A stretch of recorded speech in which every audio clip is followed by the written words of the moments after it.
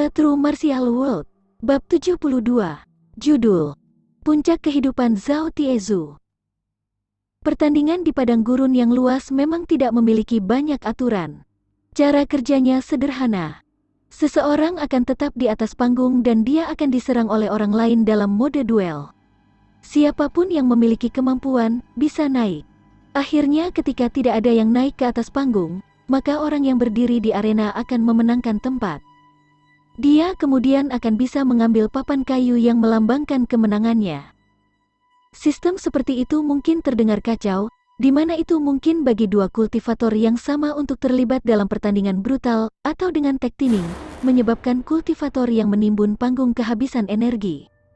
Namun, orang-orang di kamp prajurit persiapan tidak repot-repot memikirkannya terlalu dalam. Sederhana dan kasar adalah gaya mereka. Awalnya, baik Yao Yuan maupun Lian Chengyu tidak bisa terganggu dengan pertandingan yang tidak berarti ini. Yao Yuan telah memberi Zhao Tiezu otoritas untuk memutuskan peraturan, tetapi untuk orang bodoh seperti Zhao Tiezu, apakah mungkin baginya untuk membuat peraturan yang masuk akal dan adil? Jika aturannya terlalu rumit, orang yang bersaing tidak akan mengerti. Saat pertandingan dimulai, Zhao Tiezu menjadi yang pertama di atas panggung. Dia tidak dapat menahan kesabarannya, karena dia telah menunggu lama untuk kesempatan ini di mana dia dapat menunjukkan kekuatannya yang tersembunyi. Arena itu lebarnya 100 kaki. Zhao Tiezu berdiri di tengah arena dan mulai membuat pose untuk memamerkan ototnya. Ayo, siapa yang mau berdebat denganku? Zhao Tiezu mulai berteriak. Demikian juga, para penonton mulai berteriak juga. Mereka tidak menyangka itu akan dimulai dengan duel ahli. Zhao Tiezu terkenal, bersama dengan cara berprofil tinggi dalam melakukan sesuatu. Semua orang tahu bahwa Zhao Tiezu adalah salah satu dari 10 ahli teratas di kamp prajurit persiapan. Hehe, saudara Zhao, aku akan berdebat denganmu. Seorang pria kuat melompat ke arena. Nama keluarganya adalah Sun dan dia memiliki kekuatan rata-rata di kamp prajurit persiapan.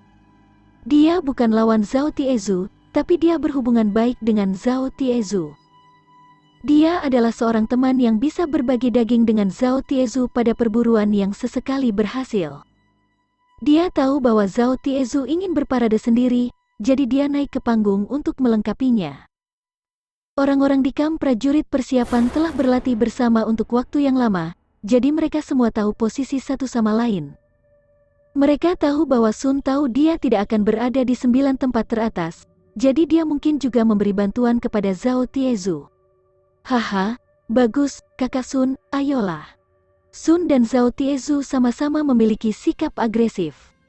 Di arena hutan belantara yang luas, tidak ada etiket yang berantakan. Pertandingan dimulai begitu kamu masuk ke arena. Karena semua orang menonton, mereka berdua bertarung dengan yang terbaik. Anggota kamp prajurit persiapan memang memiliki kekuatan yang besar. Adapun keterampilan dan teknik bertarung, maka itu terlalu berlebihan. Perdebatan mereka mirip dengan film aksi Hong Kong, di mana gerakannya lambat, pukulan selalu mendarat dan entah dari mana, mereka akan saling berpelintir. Sun bukanlah tandingan Zhao Tiezu bahkan sebelum kekuatannya meningkat. Oleh karena itu, dalam beberapa putaran, Zhao Tiezu meraih pinggangnya, menjepitnya di arena. Keduanya telah bertarung tanpa gaya apapun saat mereka bertarung. Mereka menyadari semua teknik tinju dan kuda-kuda yang telah mereka pelajari sebelumnya tidak mudah digunakan. Pada akhirnya, berpegangan satu sama lain dan berguling-guling di tanah adalah tindakan yang paling pragmatis. Siapapun yang memiliki kekuatan lebih besar menang. Ini juga merupakan logika Jiu-Jitsu Brasil. Dalam kompetisi seni bela diri campuran populer seperti UFC di Amerika, orang yang mampu memutar lengan atau meremukkan leher pihak lain akan memperoleh kemenangan, meskipun gerakannya tampak canggung. Bagus, penonton berteriak. Meskipun gerakan Zhao Tiezu tidak elegan, itu sangat menyenangkan di mata klan suku Lian. Mereka dengan mudah bersemangat hanya dengan melihat gulat. Setelah Sun, orang lain naik ke atas panggung untuk berdebat dengan Zhao Tiezu tetapi dia juga kalah darinya. Setelah 2 pertandingan, status Zhao Tiezu menjadi lebih baik karena semakin dia bertarung, semakin banyak keberanian yang dia peroleh. Haha, siapa lagi yang akan datang? Teriak Zhao Tiezu bersinar. Seolah-olah dia telah meminum sebotol arak beras. Orang-orang tahu bahwa Zhao Tiezu akan mendapatkan salah satu tempat kultivator itu hari ini. Seorang pria melompat ke atas panggung dan berkata dengan suara teredam rendah, "Saudara Zhao, biarkan aku mencoba denganmu." Saat orang ini naik ke atas panggung, ia langsung menuai sorak-sorai. Ini Zhang Dali. Zhang Dali secara alami lahir kuat. Pada usia 15 tahun, dia bisa mengangkat beban batu seberat 100 kg. Tidak diketahui seberapa kuat Zhang Dali sekarang. Di klan suku Lian, nama-nama anggota terkemuka kamp prajurit persiapan juga dikenal luas. Ketika Zhang Dali bisa mengangkat 100 kg beban batu pada usia 15 tahun, dia menjadi terkenal di klan suku Lian. Ada kemungkinan besar Zhang Dali akan menjadi salah satu dari 9 orang yang terpilih. Dengan Zhang Dali dan Zhao Tiezu, pertandingan antara yang kuat versus yang kuat ini menyebabkan kerumunan meledak. Dali, haha, bagus. Aku sudah lama ingin berdebat denganmu, ayo. Mata Zhao Tiezu berbinar.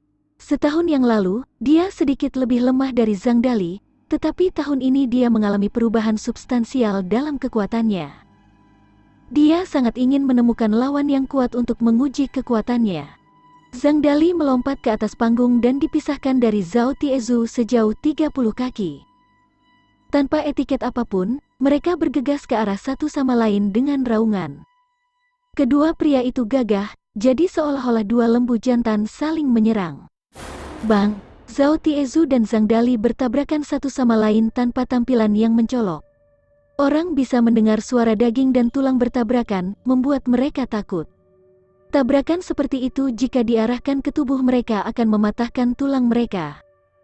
Pertempuran antara Zhao Tiezu dan Zhang Dali jelas jauh lebih agresif daripada pertempuran Sun sebelumnya. Kekuatan kedua pria diukur sekitar 350 kg, lebih dari 2 kali lipat pria tingkat 1. Perbedaan kekuatan seperti itu memastikan bahwa bahkan jika selusin pria tingkat 1 menyerang Zhao Tiezu, dia masih dapat dengan mudah menjatuhkan mereka. Tiezu bermain bagus. Di kerumunan, Lian Cuihua berteriak sekeras mungkin. Karena dia baru-baru ini diikat oleh Lian Chengyu untuk melakukan suatu pekerjaan, dia telah dekat dengan Zhao Tiezu, dan segera mereka menjadi sebuah item. Memikirkan kehebatan kuat Zhao Tiezu dari malam sebelumnya, Lian Cuihua tidak bisa menahan perasaan keinginan yang penuh nafsu. Mendengar orang-orang bersorak dan dengan dukungan Lian Cuihua, Zhao Tiezu sepertinya mendapatkan kekuatan yang tidak bisa dijelaskan dan mulai melancarkan badai. Tapi, Dali tidak ingin kalah. Dengan kekuatannya yang besar, dia masih memiliki keuntungan besar. Inti dari pertarungan khas di antara anggota kamp prajurit persiapan adalah pertempuran kekuatan. Ini juga mengapa mengangkat roller stone adalah kinerja utama mereka dan cara untuk mendapatkan hak menyombongkan diri. Setelah bergulat di tanah dalam waktu yang lama, Zhao Tiezu akhirnya berhasil menekan Zhang Dali. Dia ditahan dan tidak bisa lagi bergerak. Alasan utama mengapa Zhao Tiezu mampu menekan Zhang Dali adalah karena dia makan banyak ramuan yang menyebabkan kebugarannya meningkat seiring dengan stamina yang berkepanjangan. Dia memenangkan pertandingan ini karena staminanya. Zhang Dali telah ditekan sampai dia mengalami sesak napas. Dia tidak mengerti bagaimana Zhao Tiezu bisa menjadi seperti banteng yang tak kenal lelah. Bagaimana dia memiliki jumlah energi yang tidak dapat dikeluarkan? Harus dikatakan bahwa meskipun rata-rata anggota kamp prajurit persiapan memiliki kekuatan yang besar, lengan mereka masih akan sakit setelah mengangkat roller batu seberat 250 kg sebanyak 8 kali. Tidak mudah menjadi seperti Zhao Tiezu, yang menjadi lebih kuat saat dia bertarung. Zhang Dali terengah-engah saat dia bertanya, Kamu tidak mungkin menerobos ke alam roh kan? Hahaha, hampir. Zhao Tiezu mulai membual. Sebagian besar anggota kamp persiapan berada di alam Valian, dan Zhao Tiezu jauh dari alam roh. Bagaimana mungkin mudah berada pada tahap bernapas seperti ular, keluar seperti anak panah? Zhao Tiezu hanya memiliki sedikit lebih banyak daya tahan, tetapi jika dia tinggal di tempat yang buruk seperti klan suku Lian, dia kemungkinan besar tidak akan pernah bisa menerobos ke alam roh. orang biasa di sekitarnya tahu apa arti alam roh. Bagaimanapun, pemilihan kerajaan telah dikenal sejak lama, dan Lian Chengyu telah lama mengumumkan apa itu ranah Purple Blood. Di bawah informasi palsu oleh kelas penguasa klan suku Lian, orang-orang semua percaya bahwa Lian Chengyu telah memasuki alam Purple Blood. Bagi rakyat jelata yang bodoh, mereka merasa bahwa alam Purple Blood sekuat dewa di surga. Jika Zhao Tiezu dikatakan sebagai banteng, maka Lian Chengyu adalah binatang buas yang menakutkan. Kesenjangan antara mereka adalah surga dan bumi. Semakin mereka merasakan kekuatan Lian Chengyu, semakin besar harapan yang mereka miliki bahwa Lian Chengyu akan membawa mereka ke kota. Pada saat yang sama, mereka merasa bahwa dengan mengikuti Lian Chengyu, akan menjadi suatu kehormatan untuk menjadi pelayan di bawah kepemimpinannya. Di dunia yang kacau ini, orang tidak memikirkan kebebasan. Bagi mereka yang tidak bisa mengisi perut mereka, kebebasan adalah kemewahan dan lelucon. Yang mereka inginkan hanyalah mengikuti seorang tuan yang baik dan merasa puas dengan makanan. Hahaha. Zhao Tiezu tertawa terbahak-bahak. Dia sangat senang dengan pemandangan saat ini. Dia juga tahu bahwa tidak mungkin dia bisa lolos seleksi kerajaan, tetapi untuk bisa pamer, Zhao Tiezu merasa seperti dia telah mencapai puncak hidupnya.